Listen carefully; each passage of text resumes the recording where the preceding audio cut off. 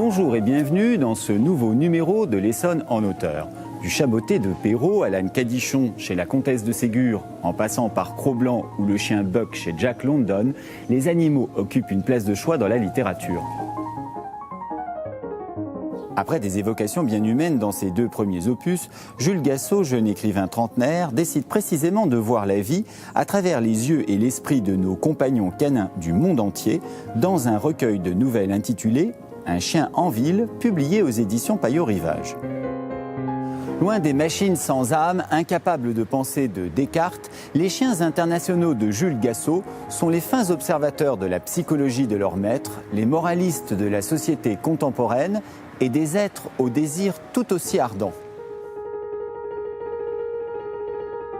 Pour aborder ce sujet, notre émission a la chance d'être accueillie dans l'une des librairies les plus dynamiques de l'Essonne. Plus que centenaire, la librairie Denis est aussi l'une des dernières librairies indépendantes du département et l'une des plus engagées dans la promotion du livre sur le territoire essonnien. Il est maintenant temps pour nous d'aller retrouver notre invité.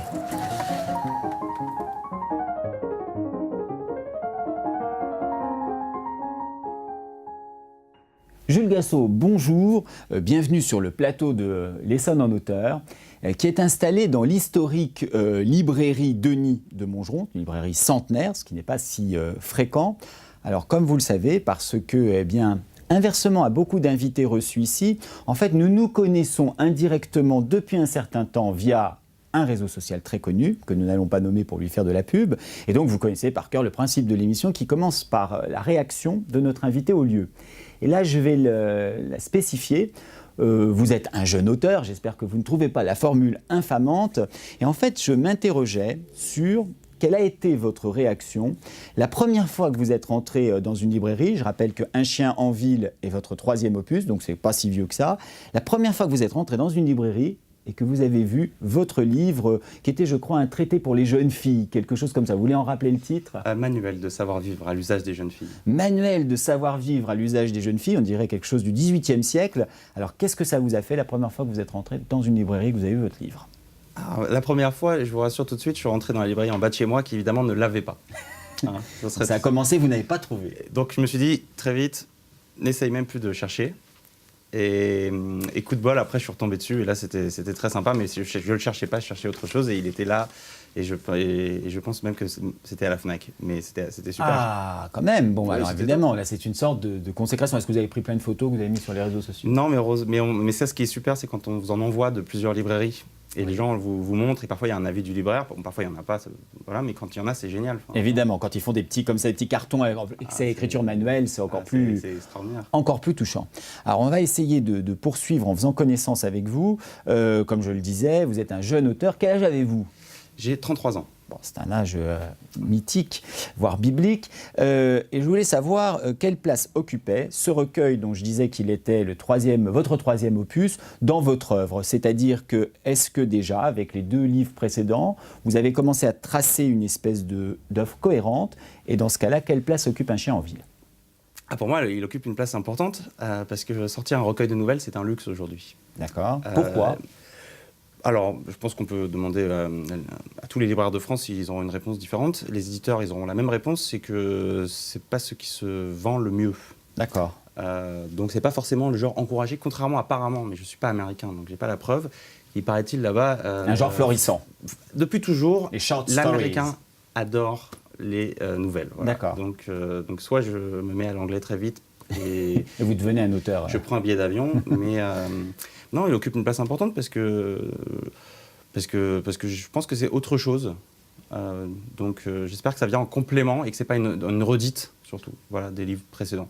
Parce qu'en fait, sur les trois opus que vous avez donc commis, à chaque fois, c'était un genre différent. Le premier était donc vraiment un traité, ce n'était pas un roman qui en fait s'appelait traité ? C'était des micro-nouvelles. Des micro-nouvelles, des nouvelles d'accord. De petite taille et qui avaient un but plutôt humoristique. D'accord. Voilà. Ensuite, vous êtes lancé dans le roman.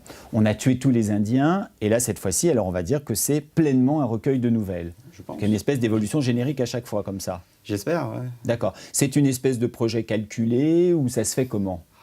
Comment ça vient, ça ? Il n'y a pas de calcul. Quand vous écrivez, il n'y a pas de calcul. Par contre, il y a un dévouement. Donc, parce Oui, qu'il faut on vous croit. Enfin, vous voyez, ça démarre. Parfois, ça démarre très vite. Parfois, ça démarre lentement. Et il faut arriver à finir. Et donc, c'est un projet totalement spontané.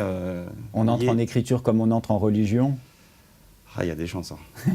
Mais c'est mieux. Mais alors, est-ce qu'à la fin, on a l'espérance? L'espérance, on l'a au début d'un projet. C'est l'inverse alors. Voilà. D'accord, bien. Est-ce que vous pouvez nous dire justement comment vous êtes venu à l'écriture? Parce que finalement, toutes les petites choses qu'on vient de dire pour nos spectateurs à l'instant, je ne sais pas si c'est très encourageant. Alors on dit que le genre de la nouvelle, c'est très difficile à publier. Vous dites que voilà, c'est quand même quelque chose qui demande un investissement personnel important. Alors pourquoi vous êtes venu à l'écriture et comment surtout? Tout demande un investissement personnel important. Plus ou moins, oui. Et que les gens qui se lèvent à... Des concrets, en tous les cas. Mais même dès qu'on travaille. D'accord. Enfin, à moins de faire tout en dilettante, tout demande un investissement personnel. D'accord. Donc non, moi j'ai eu beaucoup de chance parce que je dois l'entrée en écriture ou le début d'écrire, je le dois à un éditeur qui s'appelle Stéphane Millon. D'accord, oui. Et qui avait une revue littéraire qui s'appelait Bordel. Et qui un jour m'a permis d'écrire dedans. Et c'était une revue littéraire peut-être trimestrielle, voire... D'écrire quoi? Une nouvelle, un article? Une nouvelle. Une nouvelle. Et donc, mais comme ça ne sortait pas souvent, je me suis pris au jeu. Et puis, il y a un moment, ça me manquait. Oui, enfin, ça me manquait d'écrire. Donc, donc j'ai continué. Voilà. Et grâce à lui, j'ai pu sortir mes deux premiers... Passer d'une revue à un ouvrage plus important. C'est ça. Donc, écoutez, vous venez de raconter une entrée dans la carrière d'auteur qui peut-être donnera des idées à d'autres qui ne sauraient pas comment procéder. Alors je me suis aussi demandé, à travers ces nouvelles, il y en a 12. Comme le titre l'indique, Un chien en ville sont 12 nouvelles avec un chien. Ce chien est un observateur et le narrateur interne, pour parler un peu en jargonnant, c'est le narrateur interne de chaque nouvelle et il observe attentivement son maître. Et j'ai pensé, parce que j'avais aussi fait quelques recherches sur vous, qu'il y avait un aspect autobiographique dans ces nouvelles, au moins dans 2. Notamment, il y a un écrivain, en particulier dans la nouvelle qui donne son titre à l'œuvre, la nouvelle éponyme pour continuer de jargonner, qui s'appelle Jack, si j'ai bonne mémoire. Et puis, après, il y a un autre personnage, mais je dirai le rapprochement plus tard que je fais avec vous. Est-ce que cet écrivain, Jack, qui est à Manhattan, qui est un écrivain, c'est pas méchant de le dire, mais qui était un petit peu poussif quand même, et puis alors qui est un peu négligent avec son chien, au moins du point de vue du chien, est-ce qu'il y a des parallèles avec vous? Est-ce que vous vous êtes projeté dans cet auteur? Oui, absolument, parce que lui écrit des modes d'emploi pour jeux vidéo. Oui. Donc on va dire qu'au niveau de la forme, c'est un mode d'emploi, un manuel, parce que quand vous achetez un frigo ou quoi que ce soit, il y a un manuel, il y a bien quelqu'un qui s'est penché, souvent il y a beaucoup de fautes d'orthographe, et on voit que c'est traduit de langue étrangère, mais il y a un manuel. Et oui, moi ça m'arrive d'écrire des choses parce que mon métier n'est pas que d'écrire des livres, donc parfois j'écris parce qu'on me demande de rédiger, et c'est pas toujours... Ce sont des sortes de commandes. Voilà, enfin oui, et puis parfois c'est très proche du manuel, du mode d'emploi. Bon, donc il y a déjà cet aspect-là. Après, tout le reste, son comportement avec le chien, sa psychologie, non. Ouais, je l'ai eu, mais parce que c'est une sorte d'ado attardé. Mais exactement. Et donc, mais je l'ai été. Enfin, je veux dire, alors même si je l'ai été, peut-être, j'étais ado attardé à l'âge d'un ado tout court. D'accord. Mais on l'a tous. Enfin voilà, je l'ai été. D'accord. Et puis alors le second avec lequel j'ai fait un rapprochement avec vous, il était psychologue, il s'appelle Marcus. Il est donc dans la nouvelle qui s'appelle Jusqu'à la dernière goutte. Et lui, il y a 2 choses qui m'ont frappé. D'abord, il y a le thème de la rupture sentimentale, et qui était quand même le thème de votre roman On a tué tous les Indiens. Les nouvelles ont forcément des tons extrêmement différents. C'est un ton un peu mélancolique au début, un petit peu pathétique, etc. Est-ce que là, il y a un petit clin d'œil d'une part à votre précédent roman?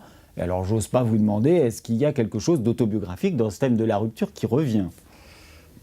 C'est vrai qu'il revient, et donc j'ai essayé de l'amener ailleurs, parce que quand on fait un roman dessus, on découvre des choses, hein, en écrivant, on se découvre soi-même. Donc je me suis dit, tiens, je pouvais avoir d'autres... je pouvais creuser la réflexion. Et effectivement, il me ressemble, parce qu'il est intermittent, il fait du montage, et sa copine en a marre, parce que par moment, vous ne travaillez pas tous les jours, et donc lui regarde Roland Garros à C'est ça, exactement. Il y a un match à la télé. Et puis, deuxième chose, je crois que vous avez fait des études de cinéma, et lui-même est un petit peu dans ce milieu, dans le milieu de l'audiovisuel. D'ailleurs, je voudrais lire ce que vous dites, ça peut donner des idées à toutes les personnes qui seraient techniciens dans ce milieu, que nous ne connaissons pas, bien sûr. mais à vouloir monter sa vie comme on assemble les séquences d'un film, à courir après le sens, à se débarrasser des temps morts pour y insuffler du rythme et y gommer l'ennui, Marcus s'est perdu dans des choix hasardeux et des projets qui n'ont jamais vu le jour. Et puis, deuxième citation, on pourra commenter les deux, Marcus n'a qu'une idée en tête, remettre en cause la morale. Pour y parvenir, il a besoin de raconter des histoires et à de jolies femmes. C'est pour ça qu'il a toujours voulu faire du cinéma, troubler les esprits rêveurs, son vocabulaire et la grammaire cinématographique. Là encore, est-ce que vous ne faites pas un portrait de vous-même à travers ces deux petites séquences? Si, de moi-même, j'espère de l'ancien moi, parce qu'on mûrit. Mais quand vous avez une obsession, et que l'obsession, ça soit le cinéma, l'image... Et les femmes, l'art, le sens de la formule, il y a des moments, la vie, elle est pas aussi bien goupillée. C'est-à-dire que les gens dialogués sont toujours plus intéressants. Il y a eu beaucoup de gens qui ont travaillé pour les rendre. Le scénario aussi par derrière, voilà. Voilà, donc la vie ne ressemble pas à ça, et il faut arriver à passer de ça au documentaire, au quotidien, qui en fait est passionnant. Et lui, effectivement, vit dans un univers fantasmé. Mais alors, est-ce qu'aujourd'hui, du coup, votre métier est toujours dans l'audiovisuel et comment, vraiment d'un point de vue très simple, se combine votre carrière d'auteur avec un autre métier si vous en avez un? Oui, même plusieurs, parce que...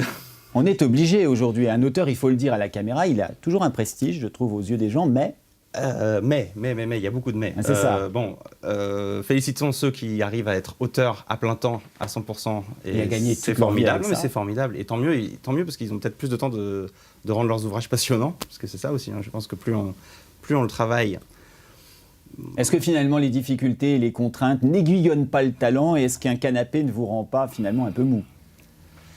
C'est une question qu'on peut se poser. Voilà, non mais on sait que tous les auteurs, à travers toute l'histoire de la littérature, aucun n'a eu les moyens de ses ambitions, et c'est la même chose dans tous les domaines artistiques. C'est que personne n'a le chèque qui lui permet de donner vie à sa création en ayant tout et quelqu'un qui vous serve un café quand vous en rêvez. Voilà, ça n'arrive pas. Donc évidemment, on conjugue ça, et oui, j'ai d'autres métiers, mais qui se rapprochent effectivement de ce que vous venez de dire, c'est soit du montage, du tournage. D'accord, donc vous êtes quand même resté un petit peu dans l'audiovisuel, voilà. Et il est difficile de vivre complètement de sa plume. Je compte sur vos spectateurs. Ah là là, écoutez, bon, on va voir. Hein, bon. Alors ça, à ce moment-là, si ça marche vraiment bien pour vous, c'est moi qui compterai sur vous pour nous aider à nous développer. Bon, ça sera un prêté pour un rendu. Alors, on pourrait aussi maintenant, puisqu'on parlait de la forme de la nouvelle, vous demander pourquoi le choix de cette forme littéraire, parce que vous dites qu'elle ne marche pas, et finalement, c'est vers quoi vous vous êtes engagé? Vous êtes quoi? Suicidaire, kamikaze, esthète? Moi, j'adore ça. D'accord. La forme de la nouvelle. Moi, j'adore ça, et je me suis rendu compte, parce que avant d'arriver à ça, vous écrivez chez vous quand même, j'ai pas la faculté de faire des phrases très très longues, ou alors moi, en les relisant, je m'endors. L'idée n'est pas d'endormir le lecteur. Donc je sais que la forme longue ne vous correspond pas. J'ai une inclinaison pour... en tout cas, j'essaye d'avoir des phrases percutantes et efficaces. Voilà, de ne pas noyer. Je ne sais pas totalement... Enfin, je le fais mieux à l'oral, mais à l'écrit, j'ai plus de mal. Je ne peux pas baratiner. D'accord. Donc, vous ne pourriez pas être Balzac? Enfin, je ne voudrais pas dire qu'il baratine, mais... parce que, bon, si ça, c'est du baratinage, dans ce cas-là, je trouverais ça génial, mais donc c'est vrai que moi je pense que ça me correspond pas mal, et comme je rédige aussi des articles, on vous demande un nombre de signes, c'est très précis. Vous êtes habitué à ça, à être formaté quelque part. Voilà, et quand je fais du montage, quand vous montez des 30 secondes, il faut mettre toutes les idées, il faut que ça percute, et moi j'ai du plaisir à le faire. Maintenant, s'engager dedans, oui, c'était pas une évidence, et la preuve, je dois l'existence de ce livre à une autre éditrice qui s'appelle Émilie Colombani, chez Rivage, et qui elle, a été séduite par le recueil en sachant pertinemment que ce n'est elle pas... soutiendrait une forme plus difficile à promouvoir. Voilà. D'accord. Alors, est-ce que vous... La nouvelle a peut-être aujourd'hui des difficultés à plaire, pourtant elle a des grands maîtres qui ont illustré ce genre, je ne sais pas, de Maupassant à Mérimée, en passant par Paul Morand, et en passant par Marcel Aimé. Est-ce que vous vous reconnaissez des maîtres? Est-ce qu'il y a des gens qui vous inspirent pour cette forme? Déjà, tous ceux que vous venez de citer sont tous inspirants. Ils sont tous inspirants pour n'importe qui d'entre nous. Je respire, vous ne pouvez pas savoir à quel point et pourquoi. Alors, allez-y. Mais évidemment, il y a des maîtres en la matière. Bon, Bukowski en est un, Fante, même s'il a fait des super romans aussi, en est un. Donc moi, je prends beaucoup de plaisir à lire ça et je trouve, la particularité d'une nouvelle, c'est que un roman, vous pouvez vous enliser, vous pouvez perdre le lecteur, vous pouvez, il peut y avoir des choses formidables pendant 10 pages et rien malheureusement pendant 120. Je trouve que la nouvelle oblige à avoir une tenue littéraire. C'est déjà parce que c'est une formule cadrante. Je trouve. Oui. Voilà. Et puis c'est ce que je trouve là formidable, c'est pour moi, c'est que vous, en tout cas en l'occurrence là, je passe d'un univers à l'autre. Et donc ça m'oblige à travailler encore plus parce que je n'ai pas mon confort. C'est-à-dire que j'essaye de changer vraiment pour proposer différentes expériences et pour moi découvrir d'autres lieux. Jim Harrison écrit des nouvelles, si je ne dis pas de bêtises, que j'ai trouvé formidables. Maupassant et maître français. Moi, si je dois retenir qu'une chose de 18 ans passés à l'école, Maupassant. D'accord. Maupassant, les nouvelles. Bon, écoutez, c'est pas ce qu'il y a de plus mauvais à retenir de l'école, disons-le. Alors, la littérature, maintenant, on va en venir vraiment au thème du livre qui concerne les chiens, comme c'est bien indiqué dès le titre. Ce n'est pas un titre qui vous envoie sur une fausse piste. La littérature regorge d'œuvres évoquant les animaux. Déjà, dans les contes de fées, on peut Chaboté, la comtesse de Ségur avait quand même écrit Les Mémoires d'un âne avec Cadichon, etc., etc. Et vous avez choisi les chiens. Pourquoi avoir choisi ce motif du chien ? Le hasard au début, parce que la vie a fait que j'ai commencé à cohabiter avec un chien. Ah, voilà. Cohabiter, ça veut dire que vous étiez plus ou moins consentant ? Il vous était imposé, voilà, on imagine. Voilà, c'est pas moi qui suis pas allé le chercher à la SPA. Voilà. Une situation qu'on retrouve quelquefois dans votre livre, ça se produit. Voilà. Donc il y a deux possibilités. Soit vous vous entendez à merveille du premier coup et la vie est formidable, soit vous vous rendez compte que ça bouleverse un peu votre existence. Il y a des choses beaucoup plus bouleversantes, mais je trouvais intéressant de ne pas lui en vouloir pour ses demandes. C'est normal, c'est un animal, il a des besoins, des demandes, des envies. Donc je me suis dit, intéresse-toi à lui, essaye de comprendre et vois comment lui te perçoit. Parce que pour lui, tu es aussi un intrus dans son espace, et donc c'est pas si simple. Et donc je me suis dit, banco, on y va. Donc vous êtes parti d'une situation de vie réelle, voilà. Et vous l'avez finalement décliné, fait une sorte de paradigme dans votre recueil. Très bien. Alors, pourquoi avoir maintenant choisi, parce qu'on pouvait faire des nouvelles avec des chiens, mais on pouvait les utiliser différemment. Par exemple, ça aurait pu être le regard du maître sur le chien, et ça s'est fait plusieurs fois dans la littérature.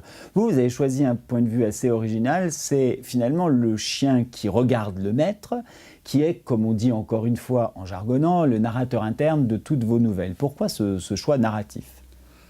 Parce que je trouvais ça... parce que je crois qu'on confie à son animal de compagnie des choses qu'on n'oserait même pas se dire en couple, en famille, avec des amis.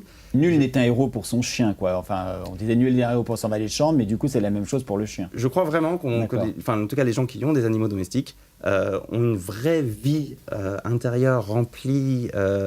Ils projettent tous leurs rêves, toutes leurs déceptions. Enfin, on partage énormément avec son animal de compagnie. Même dans sa tenue, jusqu'à sa tenue physique, quasiment. Et tout, c'est pour ça, l'intimité avec un chien, n'a pas de frontières. Donc moi, ce que je trouvais super, c'était que je pouvais sortir avec les maîtres, mais je pouvais aussi rentrer dans la chambre à coucher des maîtres. Et quand vous rentrez dans la chambre à coucher des gens, je pense que vous les cernez vraiment et vous comprenez comment ils vivent. Donc c'était pour moi le meilleur outil, ce chien. Voilà. D'accord.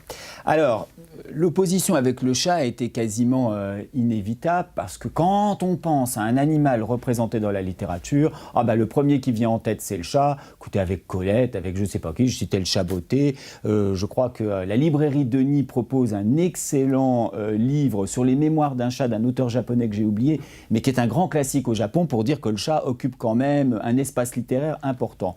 Et chez vous, le chat est plutôt vécu comme un animal hostile, en tous les cas du point de vue du chien. D'abord, est-ce que vous partagez ce point de vue sur le chat ? Et du coup, quel rapport entre le chien et le chat pour vous ? Moi, j'aime bien les chats. Donc vous êtes un vrai auteur.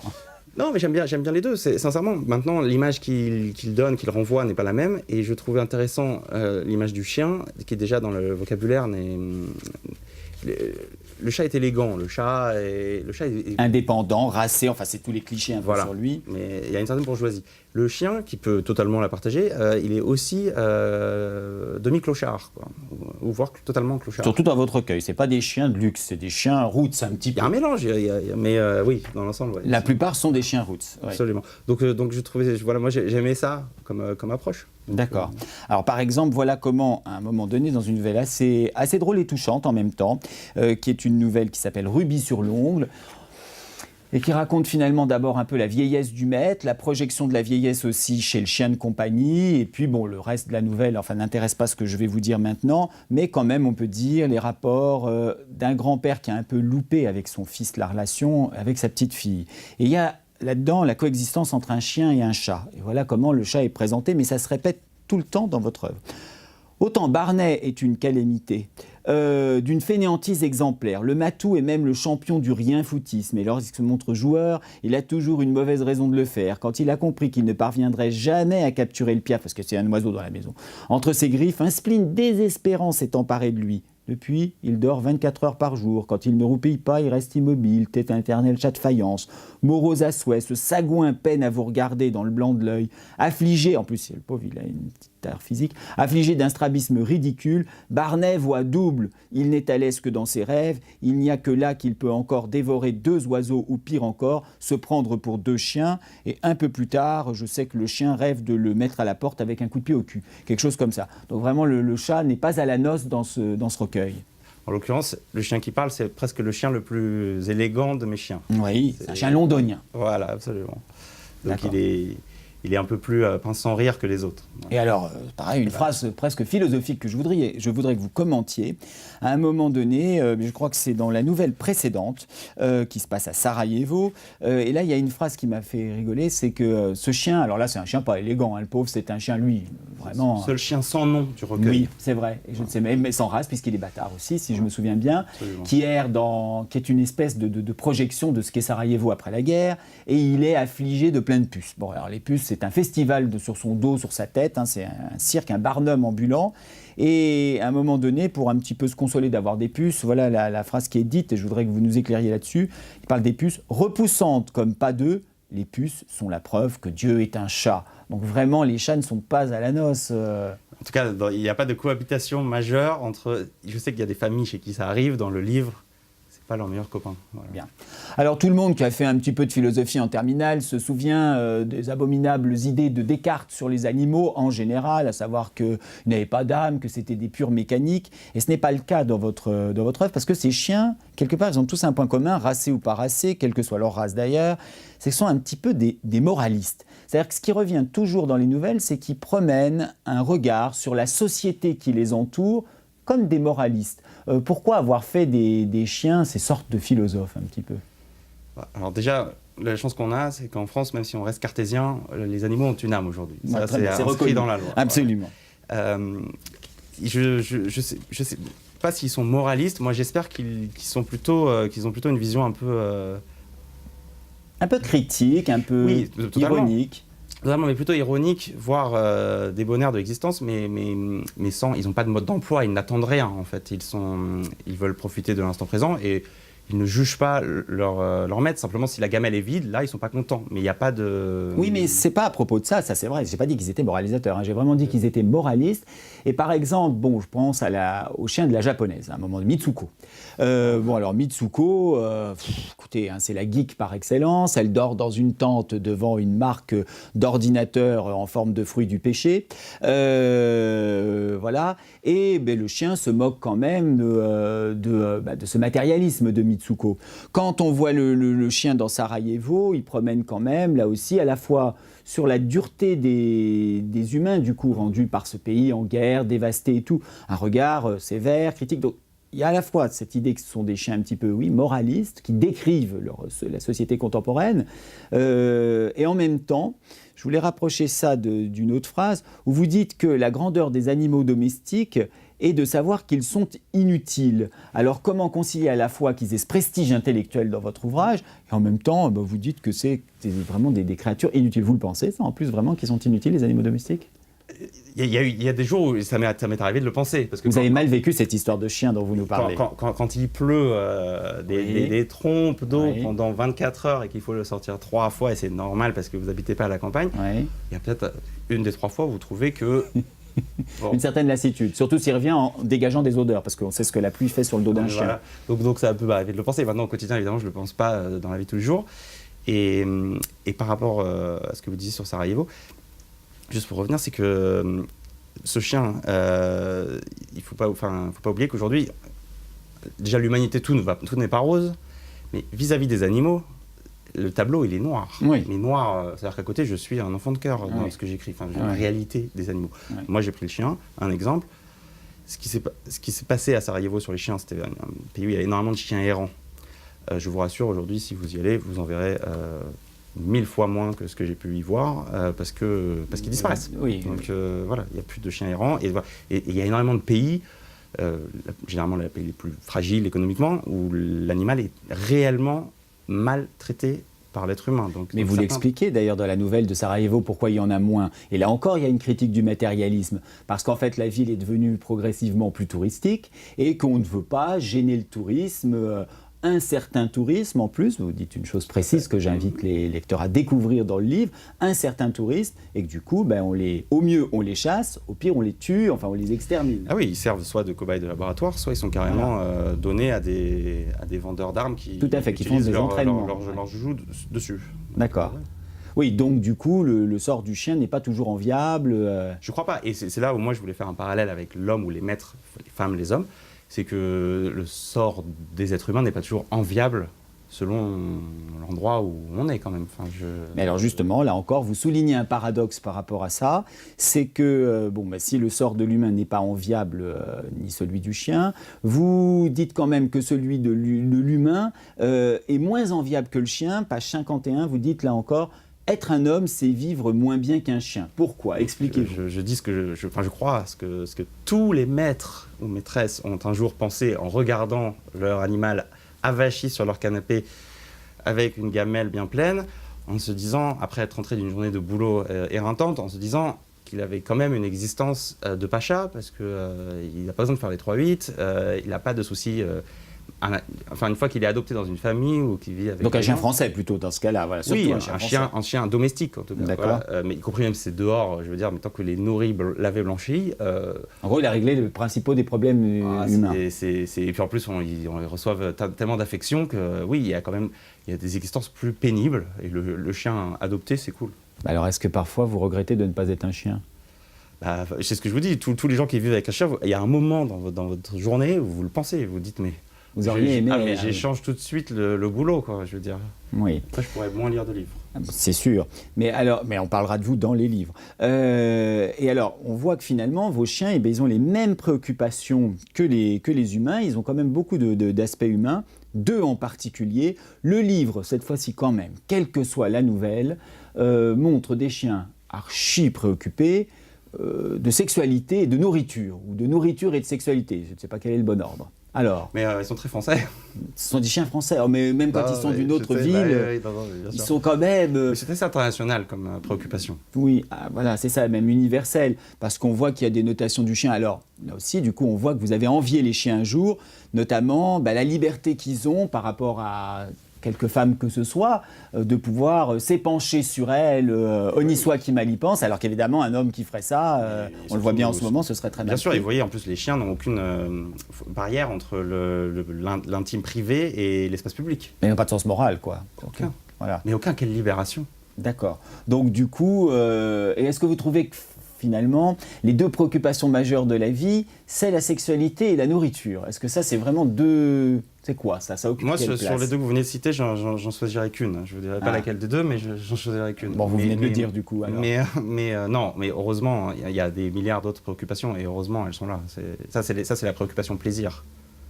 Et alors, il y a maintenant une autre combinatoire. Là, on vient de bien étudier les rapports du chien et de l'homme. L'homme avec un grand H, l'homme et la femme. Et l'autre combinatoire, c'est que c'est quand même, comme le titre l'indique, un chien en ville. L'idée de présenter à chaque fois un chien différent dans une ville du monde différente. Bon, je crois qu'il y a 12 nouvelles. Alors, je ne sais pas si je serais capable de citer les 12 villes, mais on passe de... Le monde entier presque est évoqué. On passe de Londres à New York, on a dit tout à l'heure Tokyo, on est à Berlin à un moment donné, à Copenhague, à Paris, à Los Angeles, bon, je ne sais plus tout ça. Pourquoi avoir décidé de situer ça dans des espaces différents? Et puis du coup, un deuxième topos très important dans votre livre, la ville. Moi, j'adore les livres de voyage. enfin, je veux dire, les récits de voyage, il s'est fait... Les écrivains voyageurs. Voilà, je vais pas dire le blog de voyage, parce que là, je suis moins passionné de tel ou tel endroit pour faire son shopping, mais réellement, l'impression que les villes laissent, qu'il y a un parfum qui se dégage, un parfum comme on en parlait un petit peu, enfin, je vous ai entendu tout à l'heure dire, qui effectivement, il est différent. En fait, l'avantage, c'est ça, c'est qu'à chaque époque, les gens se plaignent parfois que tout a déjà été dit. Mais non, jamais, en fait, parce que les conditions changent. Et les conditions changent. Et donc, je suis désolé, mais entre Shanghai en 2017 et Shanghai en 1937, mais c'est deux mondes radicalement différents. Et Paris y compris. Donc, je trouvais ça génial de pouvoir ouvrir sur la ville, qui, pour moi, est des espaces passionnants et qui amène... qu'est-ce que ça amène, d'ailleurs c'est un terrain de jeu pour un animal. On ne vit pas pareil. À Paris, vous pouvez prendre votre chien nulle part. Donc, ce qu'il voit de la ville, pas la même chose que ce que voit son maître. Leur taille aussi fait qu'ils n'ont pas la même approche de la ville. Évidemment. Et l'avoir à ras du sol et l'avoir avec quand même une certaine élévation, j'imagine que c'est pas la même chose. Forcément, déjà on voit bien entre nous humains, à 10 cm près, vous avez une impression de la ville radicalement différente. On voit bien les gens très grands dans le métro qui touchent la barre. Voilà, que vous, moi je ne la touche jamais. mais j'aimerais bien. Non, et donc je trouvais que, voilà, moi Et alors le choix des villes s'est opéré comment? Est-ce que ce sont des villes, parce que j'ai vu que vous étiez aussi un peu voyageur vous-même, est-ce que ce sont toutes des villes que vous avez visitées, celles du Recueil, ou est-ce qu'il y en a que vous ne connaissez pas? Toutes sauf une. Laquelle? À Shanghai, justement. Shanghai, vous n'êtes encore jamais allé là? Non, malheureusement. Bon, enfin, vous avez fait du coup 11 très beaux voyages. Et puis j'avais des alliés précieux qui m'avaient tous raconté leur voyage et la plupart avaient adoré.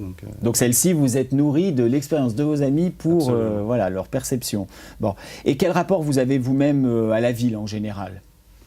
Il est excellent. Je veux dire, la ville, c'est l'anonymat, la ville, c'est l'effervescence. Voilà, c'est parfait. Maintenant, c'est toujours pareil, ça dépend ce qu'on fait des villes. Et donc, il y a une typographie des villes, et on voit bien, il y a des villes qui attirent telle et telle clientèle, population, et on peut détruire une ville. Je veux dire, voilà, on voit bien que Paris, vous parlez des jeunes auteurs, un jeune auteur aujourd'hui à Paris, est-ce que c'est... Alors évidemment, les éditeurs sont là, maintenant vous n'avez pas besoin de travailler dans le bureau de votre éditeur. Est-ce que c'est une ville qui attire la jeunesse française? Je ne crois pas, parce que c'est hors de prix, parce que vous sortez pas, enfin voilà, vaut mieux aller écrire à Bruxelles, vous avez des histoires, vous avez des personnages, vous avez... Oui, mais est-ce que la ville est aussi fascinante, sans méchanceté pour nos amis belges qui doivent être très nombreux à nous suivre, est-ce que la ville est aussi fascinante? Mais elle l'est pas, mais c'est la question du voyage justement, c'est que ça le devient. C'est-à-dire que on ne sait pas ce qui fascinera demain. Par contre, on voit les mouvements émergents, Berlin sur l'art, Londres aussi sur une partie de l'audiovisuel, enfin, donc voilà, l'idée c'est de jamais mourir. Enfin, moi je crois pour une ville, l'objectif et la difficulté c'est de jamais mourir. D'accord. Et alors, est-ce que vous croyez encore, parce que pendant longtemps, les écrivains voyageurs, c'était des écrivains qui rencontraient un certain succès par leur capacité à faire ressortir un exotisme. Bon, mais les conditions ont beaucoup changé parce que même en ne voyageant pas du tout, on peut en fait voyager en 5 secondes. Est-ce que vous croyez encore à un certain exotisme et à une certaine identité des villes? Est-ce que vous ne trouvez pas, en ayant un peu voyagé, que tout se ressemble finalement? Heureusement non, parce que sinon j'arrêterais de voyager. Maintenant, ce que vous dites, c'est vrai, quand vous voyez le slogan de National Geographic aux États-Unis, c'est « Pourquoi aller en Afrique quand l'Afrique vient à vous ?» D'accord. Le paysage est donné. Maintenant, pour ces gens qui sont contents sur leur canapé de voir ce qu'on leur donne à voir, alors National Geographic, ça donne plutôt envie de voyager, parce que c'est plutôt joli. Il y a une autre partie de télé qui vous donne à voir des documentaires où vous vous dites « Jamais je mets un pied là-bas parce que je vais me faire zigouiller ». Heureusement, ça attire aussi des gens. Oui. Heureusement. Mais moi, je crois que le voyage, malgré le fait qu'il y ait toutes ces compagnies low cost, que vous puissiez partir, vous ne voyagez pas de la même façon. Si vous allez dans certains pays, dans un hôtel 5 étoiles au bord d'une piscine, c'est pas la même chose que d'aller y passer un mois en habitant chez les gens. Voilà. Je crois qu'on peut vraiment... En fait, la ville est aussi ce qu'on en fait. Mais évidemment. Évidemment, regardez l'image, vous parlez de Paris. Mais Paris, ce qu'on en fait, Paris, les gens font des choses totalement différentes. L'avenue Montaigne n'a rien à voir avec la rue du Paradis et on ne fait pas les mêmes choses. Et il y a plusieurs villes dans une ville, quoi. Il y a une infinité, il y a la ville la nuit, la ville le jour, ça ne s'arrête jamais. Et c'est toutes les villes, y compris les villes qu'on pense endormies la nuit. Non, la vie change radicalement. Donc je crois vraiment à l'exotisme. Après, est-ce que ça intéressera les gens sur des années? Oui, je ne sais pas si ça passera par moi, mais en tout cas, je pense que dans 100 ans, les gens seront contents de savoir à quoi ressemblait une cartographie aujourd'hui. Et ce que vous dites sur les villes, est-ce qu'il y a encore une identité? Puisqu'on voit bien que c'est un sujet français qui perturbe, parce que tous ces centres-villes sont déserts et que, oui, il y a des centres commerciaux partout. On voit bien qu'il y a des pays qui changent ça. Il y a eu Michel Houellebecq a quand même écrit les plus belles phrases, il me semble que c'était Rouen, si je ne dis pas de bêtises, sur l'inaction de certains politiques, voilà, quand on voit ce qui s'y passe ou ce qui ne s'y passe pas. on peut endiguer le phénomène. Et c'est pour ça que je vous dis que je pense que les villes vont vraiment... Enfin, le paysage culturel va changer, parce que si vous avez une ville qui ressemble à un grand centre commercial, je ne pense pas que les acteurs culturels ont envie de s'y installer. Voilà. Donc je crois que ça change, ça se développe, et que j'espère que dans 100 ans, les gens voudront avoir une cartographie, une idée de ce qu'était le monde, et il suffit de voir la Chine aujourd'hui. Je pense qu'elle fascinera toujours, parce qu'elle a vécu là, elle est en train de vivre le plus grand bouleversement urbain qu'on ait jamais connu. Ah, ça, je vous le confirme. Mais est-ce que c'est pour le meilleur? Parce que quand on voit, vous citez la Chine, donc vous évoquez Shanghai, qui est une ville d'ailleurs très particulière en Chine, parce que c'est quasiment pas une ville chinoise, mais on voit dans ce pays, par exemple, le fait que la Chine, surtout par philosophie bouddhiste, a complètement abandonné tout un exotisme qui plaisait aux étrangers pour justement se rapprocher des pays qu'elle croit être des pays de réussite comme les États-Unis et avoir massacré son arché. Quand vous allez à Pékin, c'est quelque chose de sidérant. Je veux dire, à Hong Kong, il reste 2 bâtiments qui datent d'avant 1950. Voilà, c'est ça. Et eux n'ont aucun état d'âme. Hein. C'est pas du tout vécu comme nous. Hein. On est d'accord. Maintenant, moi, en tout cas, dans ce que j'essaye de faire, je veux pas y aller en disant c'était mieux avant, un avant que j'ai jamais vu, qui me fait fantasmer ou qui me passionne. Mais moi, je ne peux pas écrire en disant c'est catastrophique. J'ai besoin d'essayer de comprendre pourquoi ça devient comme ça et pourquoi ces immeubles d'habitation, vous prenez 12 immeubles parisiens, vous les empilez, vous en avez un en Chine. Chaque fenêtre est une existence. Donc moi, je suis passionné par chaque fenêtre et je peux écrire une histoire à chaque fenêtre. Donc c'est fascinant quand vous voyez tous ces immeubles allumés la nuit, vous vous espionnez, vous voyez que c'est comme un film d'Hitchcock. Ça me passionne. Je ne dis pas si ça va dans le bon sens, pas le bon sens. C'est un écrivain. Vous y trouvez un intérêt. C'est-à-dire que comme je ne peux pas endiguer et je ne peux pas changer l'architecture des immeubles, et que je vis dans ce monde-là et que je ne peux pas changer le devenir de la Chine. Vous posez un autre regard sur la ville. J'essaye. Voilà. D'accord. Alors évidemment, tous ces thèmes qu'on vient d'évoquer, le chien, les personnages, la ville, dans votre œuvre, ça se retrouve. Et c'est pour ça que vous êtes un écrivain, parce qu'il ne suffit pas d'écrire un livre pour dire qu'on est un écrivain, il faut aussi avoir un style. Et alors, il y a un style qui se distingue.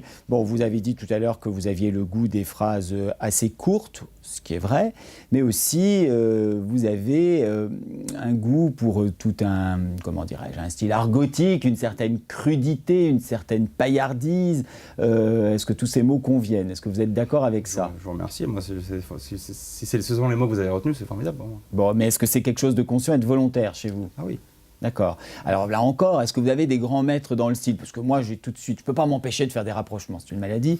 Et donc, du coup, un écrivain n'aime pas toujours ça. Mais j'ai trouvé qu'il y avait quand même des échos bukowskiens, évidemment, puisque le livre, il y a une épigraphe qui lui est consacrée, mais aussi un petit peu célinien, un petit peu de Marcel Aimé, d'Audiard. Est-ce que tout ça, c'est des personnes qui vous inspirent? Moi, j'ai pas une aussi grande bibliothèque, mais c'est évidemment les noms qui sont posés et que j'emmène en voyage et je les garderai ad vitam aeternam près le plus proche possible de mon oreiller. Enfin voilà, d'accord. Je me fais des plus beaux rêves avec eux. Écoutez, Jules Gassot, je pense que les chiens du monde entier vous seront reconnaissants de l'intérêt que vous leur avez accordé et le fait que vous les avez enclos dans un livre, ce qui est quand même plus agréable qu'un chenil. Et je vous remercie encore de votre venue dans l'Essonne en auteur. Et c'est ainsi que nous prenons congé de nos spectateurs en leur donnant rendez-vous au mois prochain pour un nouveau numéro de l'Essonne en auteur.